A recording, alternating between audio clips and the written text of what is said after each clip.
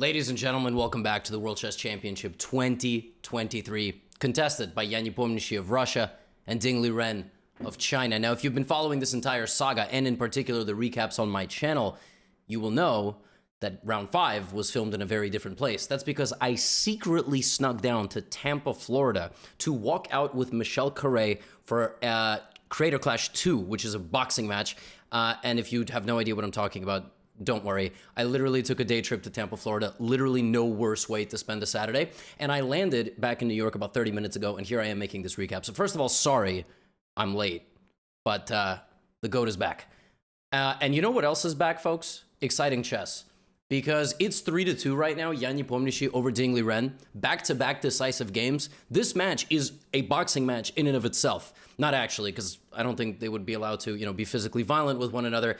But this match is absolutely sensational. Now, you will remember that this is now Ding's third game with white. That's how it works. His first game was d4, his second game was c4. This time he goes back to d4, and if you remember, he had a very bad outing with d4 the first time in an opening that looked like this. He played the move h3. So, just basically head against the wall saying, I don't have, and I'm going to play kind of an exotic idea. Well, this time he starts like this. Now, knight f3 is a very committal move. It's a very committal move because in many openings, the knight really should be on c3, and you don't know if this knight is coming here. But it's a way to move order some people out of certain situations, or it's a way to play the London. It is a way to play the London. And Game 6 of Jan's last World Championship match, do you remember that game? Were you following chess? Watch that game.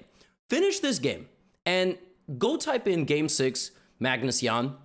That was one of the most legendary games ever.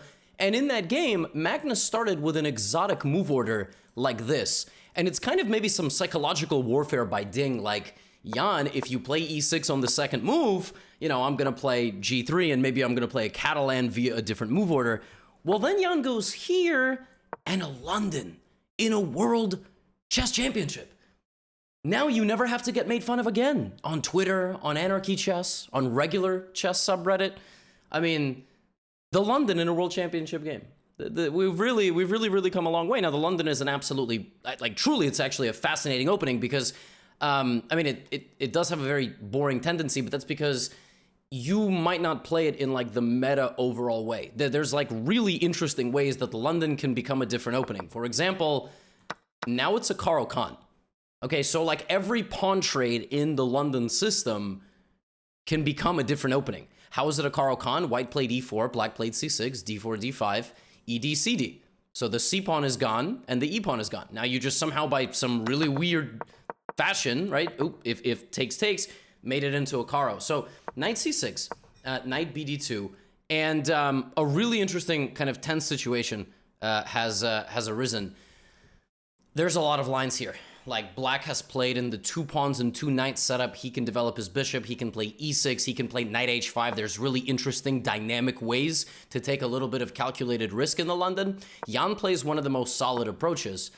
He plays c takes d4, which is immediately clarifying the situation in the center of the board.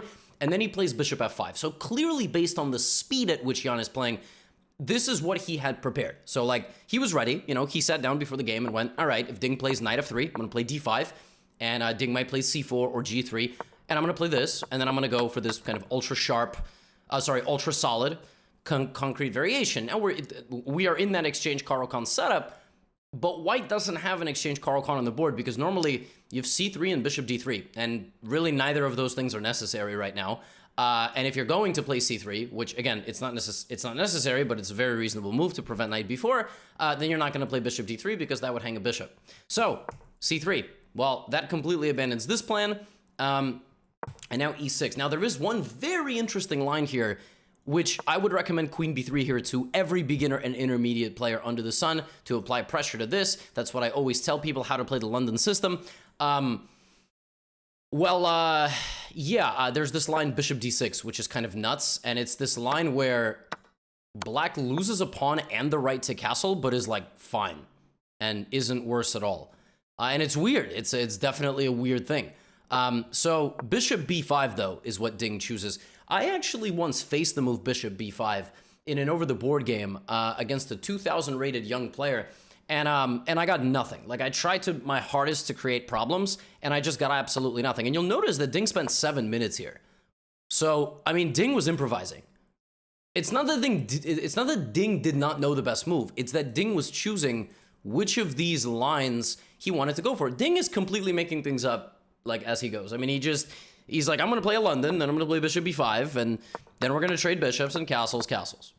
And now rook e1. All right, we know that in the London, the 2 central squares are extremely important. White would love to just completely dominate e5. Black would like to dominate e4, but black can't really run in head first.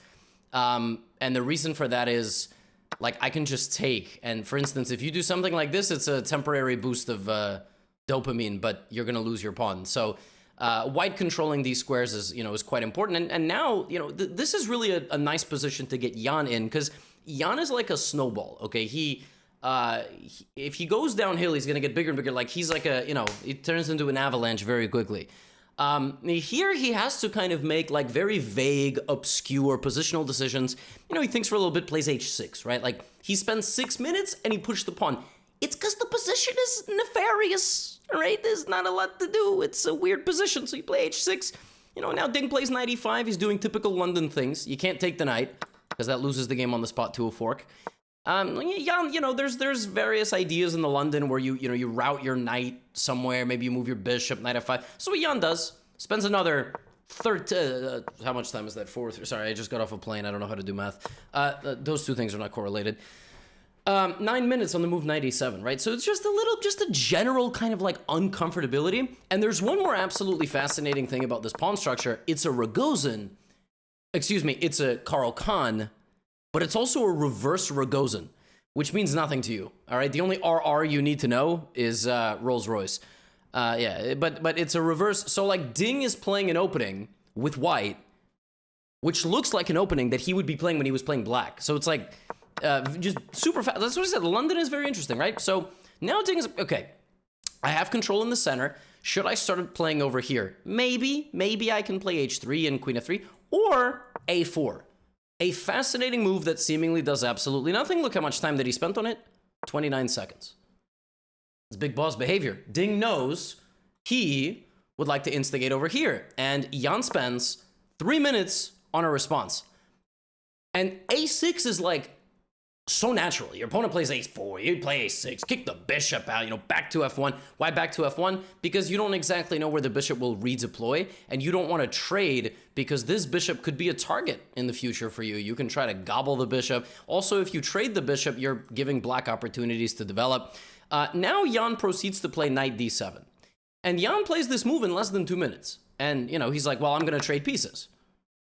Now, Anish Giri on the move knight d7, like, visibly gagged. He was like, this is not a good move. It's just not a good move. Why is it not a good move? Well, the trade overall sets black back, and now black has a ton of pieces on light squares, and his dark squares are just very exposed. And white's entire setup here is clamping on every set of dark squares possible, and Jan's pawn play and piece play is rapidly drying up.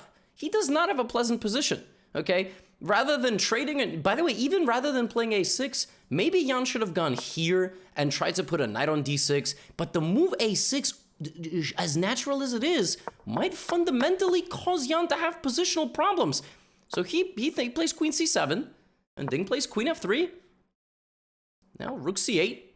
Now rook a3, a really interesting idea. A couple of things here. Maybe you push b4 and defend this. Maybe you play rook b3, rook b6. Maybe you play c4 and bring the rook to start an attack. All right, bishop back to g6. Now the knight might come. Knight to b3, and that knight is just going to c5, folks. All right, and now we're going to have a clash in the center of the board as black is going to try to play one of two pawn breaks here.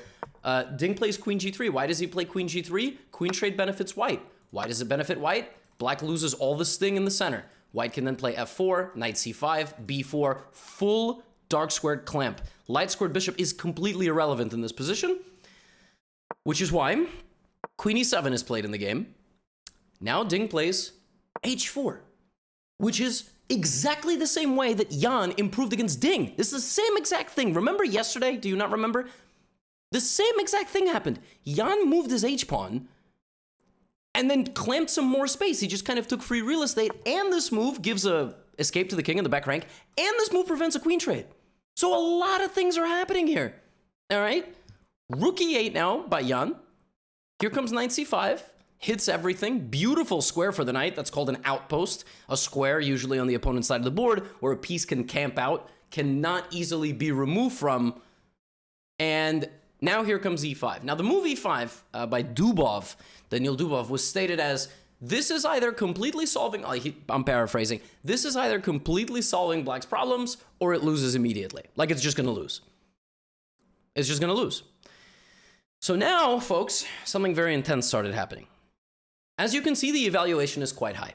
Ding has a very promising position. He's applied a very strong positional squeeze. However, Ding starts playing a lot slower. And he starts making inaccuracies, beginning with the move rook to b3, losing in a full point of advantage.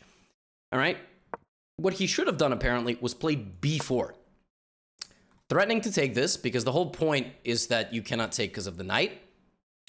If black plays e4, f3, and you hammer away at this pawn. Instead of that, Ding plays rook b3. All right? Gives away this. However, what's worth more than a rook? You.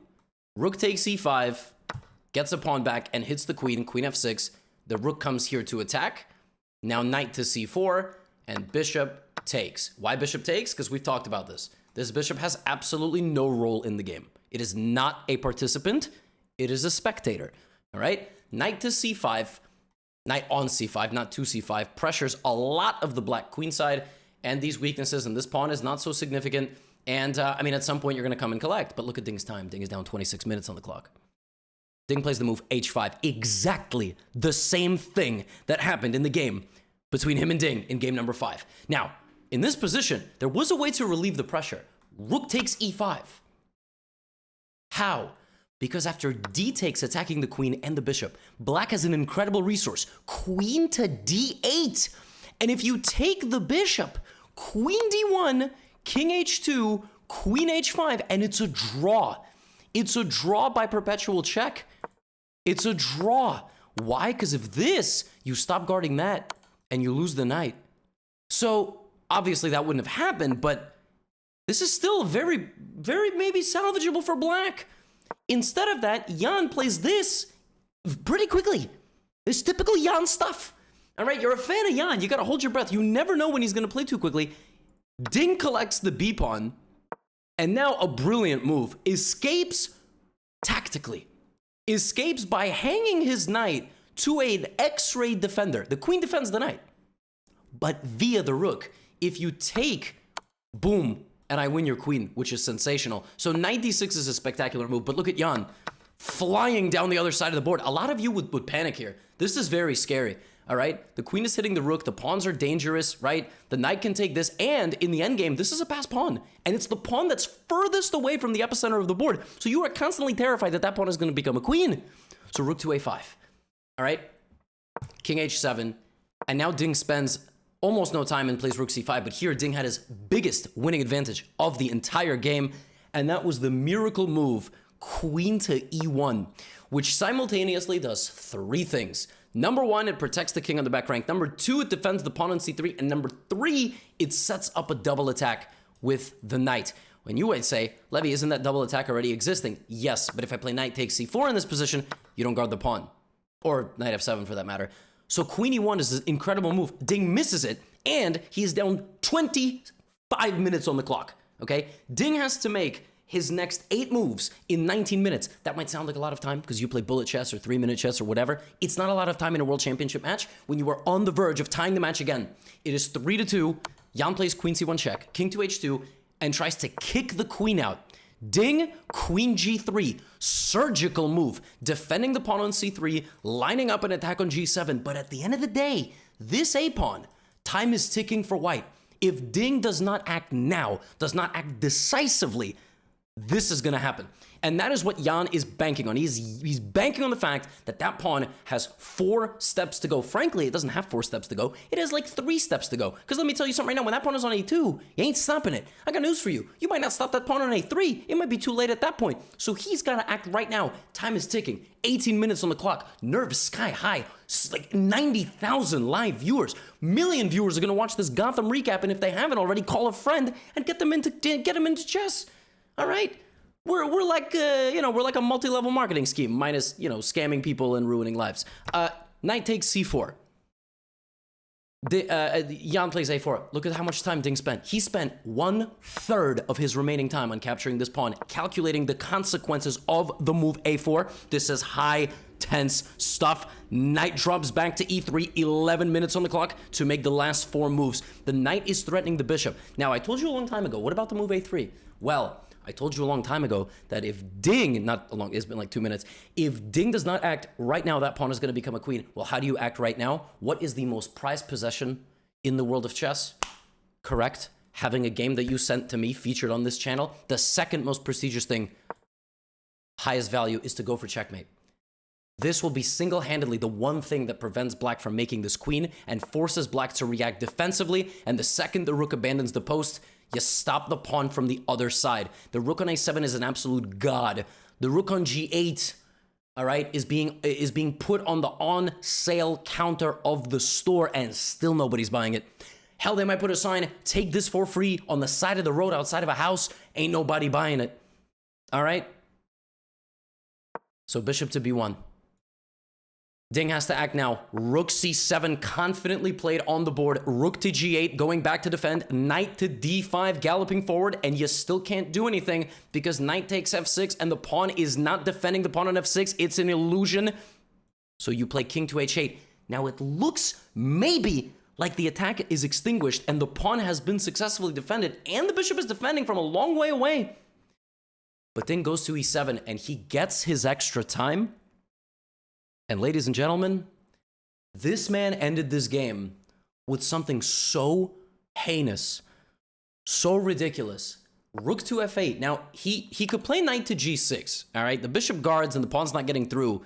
And you might think that, in the long run, we're going to get to an endgame, right? This pawn might get traded, a pawn, a bishop, a knight. Black seems to kind of be okay. He's not going to blunder a mate anytime soon. And if black gets the queen back and the queens come off the board, black might not even be that much worse. Maybe even f takes g5 to open up the rook. And in this position, Ding Liren plays the move d5. He spent 20 minutes on the move d5. Do you know why he spent 20 minutes? Would you like to know what the move d5 sets up? Pawn push to d5 sets up one of the most disgusting queen sacrifices ever played in a world championship. Pawn to d5 sets up a brutal checkmating combination by force. How? It has to do with the king not being able to escape to e6. What? Let me show you. Pawn to a2 is now knocking on the door of promotion.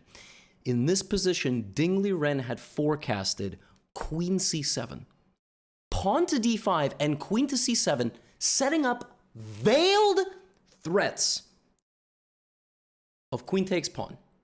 So if this, knight g6 check, opening up this, game over. That's the idea. But what happens when black defends against all of that? Well, knight to g6, rook g8. Where's the win? I don't understand. And I got news for you. Remember how I told you that the move d5 sets up an absolutely brutal combination? Well, in this position, white is no longer winning.